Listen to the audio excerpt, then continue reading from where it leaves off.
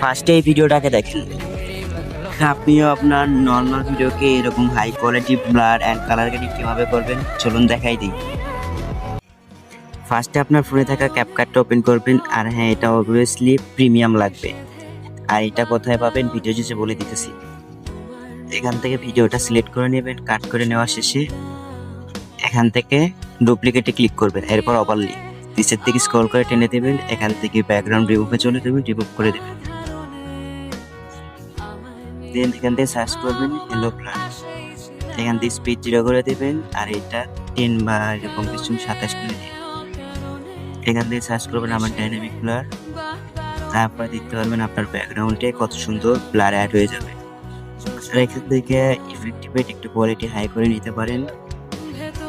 এখান থেকে ফিল্টারে ক্লিক করবেন, এখান থেকে 4K ইউজ করতে পারেন, এটা বেটার। আর যদি কোনো ফিল্টার মিল্টার ভালো লাগে এখান থেকে আপনারা অ্যাড করতে পারেন, এটা আপনাদের ইচ্ছে মতো।